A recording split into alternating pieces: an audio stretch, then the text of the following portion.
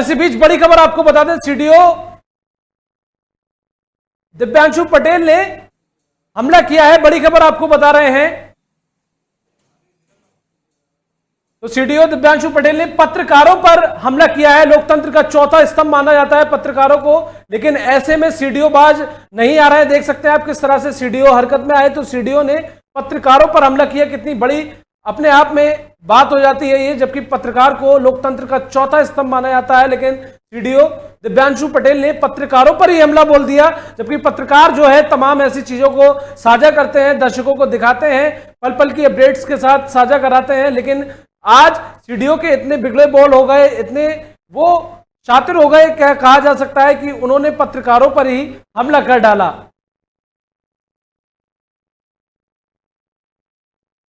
तो आपको बड़ी जानकारी दे दें, सीडीओ दिव्यांशु पटेल ने पत्रकारों पर हमला किया है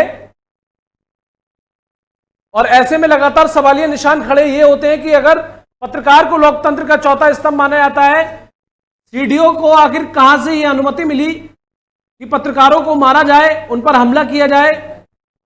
इसके पीछे क्या वजह है? क्या पत्रकारों ने सीडीओ की असलियत दिखानी चाहिए, जिस वजह से सीडीओ चिढ़ गया और उसने पत्रकारों पर ही हमला कर दिया? अपने आप में कई बड़े सवाल यहां खड़े होते हैं। फिलहाल आपको बता दें कि सीडीओ दिव्यांशु पटेल ने पत्रकारों पर हमला किया है।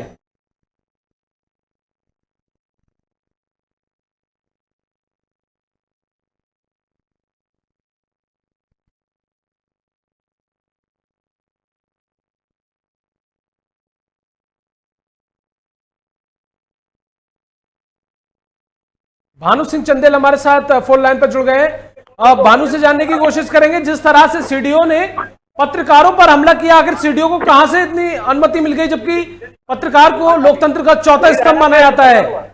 बिल्कुल जावेद, बताना चाहूंगा उन्नाव जनपद में लोकतंत्र के स्तंभ का खुलेआम गला घोटा जा रहा है। शासन सत्ता के दबाव प्रशासन इस तरह नतमस्तक हो चुका है कि यहाँ पर अब पत्रकारों पे हमले हो रहे हैं।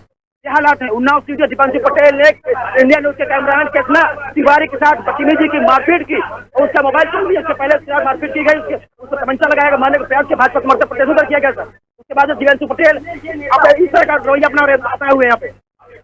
तो इससे तो यही साफ होता है भानु की सभी अधिकारी जो है वो मिली भगत के चलते ये सारे काम कर रहे हैं, ना विपक्षी सरकार को देख रहे हैं, ना पत्रकारों को देख रहे हैं। जो इनका सच दिखाना चाह रहा है उस पर अत्याचार किया जा रहा है।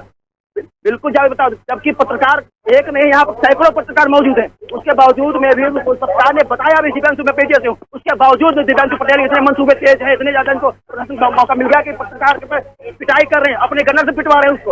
ये हालात है उन्नाव जनपद के। प्रशासन से शिकायत करने के बावजूद में उनके कान में रुई घास बैठे हुए हैं। सूबे की सरकार तो कहती है, सूबे की सरकार तो ये कहती है कि इस पत्रकार जो है हमारी सरकार में सुरक्षित है, किसी भी तरह की कोई पत्रकारों के साथ परेशानी नहीं होगी, लेकिन इनके जो अधिकारी हैं वो किस तरह से पत्रकारों के साथ अभद्रता कर रहे हैं, बदसलूकी कर रहे हैं, मारपीट कर रहे हैं। आखिर अब कहां है सूबे की सरकार जो वादे करती थी कि किसी भी तरह की पत्रकारों के साथ अभद्रता नहीं होगी, मारपीट नहीं होगी? बिल्कुल सरकार पत्रकार सुरक्षा की बात करे, दिन पर दिन पत्रकार हत्या हो रही है, उनका कुछ देखने वाला सुनने वाला कोई नहीं है। इस पूरे मामले को लेकर भानु आपकी किसी वरिष्ठ अधिकारी से कोई बातचीत हुई? अभी तक यहाँ पर सीडीओ साहब मौजूद हैं और सीओ साहब भी मौजूद, लेकिन डीएमएसपी दूसरी बार आने के बाद जा चुके हैं। इस पूरे मामले पर पुलिस प्रशासन ने क्या कुछ जो है बात कही? पुलिस प्रशासन के वरिष्ठ अधिकारियों ने क्या कुछ कहा? जी जी जी जावेद, मैं सुनने पे सवाल दोबारा करें आप। मेरा सवाल ये था कि ये पूरा मामला होने के बाद पुलिस के जो आला अधिकारी हैं उनकी कोई प्रतिक्रिया निकलकर सामने आई? पुलिस के आला अधिकारी जो है सत्ता के दबाव में इस तरह बैठे हुए पूरे मामले में मिट्टी डालने का प्रयास कर रहे हैं। कान में धुई, आंख पे पट्टी बंधी है इनके ऊपर सत्ता की, किसी हालत में, हर हाल में ब्लॉक उनकी चुनाव जिताना है, चाहे पत्रकार को मारो, चाहे कार्यकर्ता को मारो, चाहे बीडीसी को उठाओ। ये हालात है उन्नाव जनपद के। लेकिन सूबे की सरकार तो ये कहती है कि पत्रकार सुरक्षित रहेंगे, किसी तरह का कोई दंगा नहीं होगा, किसी तरह की कोई अभद्रता नहीं होगी। इतना जी जावेद, सरकार इतना सुरक्षित है। दूसरी बार हमला मीडिया पे हुआ है, दूसरी बार। इसके पहले वो कवरेज करने के महज 50 मीटर दूरी पर डीएमएसपी मौजूद थे, वहां से पत्रकार गया, उसको यूपी 32 नंबर गाड़ी लखनऊ तरफ जो गाड़ी लाई गई है उसको टक्कर मारने का प्रयास किया गया। उसके बाद में अन्य पत्रकार साथी थे, उनको रुकाया गया, उन पर तमंचा लगाया गया, लेकिन जिस तरह से जब उनका माल दौड़ाया गया जो है डीएम साहब से पूछा तो उनके कानों तक जू तक नहीं थी पूरे मामले की। दूसरी बात, इस मामले के मीडिया आपका घोषित हुई तब यहाँ करके बैठे, उसके बाद में दिव्यांशु पटेल अपना आपा खो बैठे, अपने आप को जनपद का एसपी मान गए थे। उन्होंने पत्रकार पर खुलेआम पब्लिक के सामने सारे वीडियो कैमरे में रिकॉर्ड हुए और फिर की कैमरे का मोबाइल तोड़ा गया। चलिए भानु, बहुत बहुत शुक्रिया। आगे भी इस खबर पर आपसे अपडेट लेंगे। फिलहाल के लिए आपका बहुत बहुत शुक्रिया।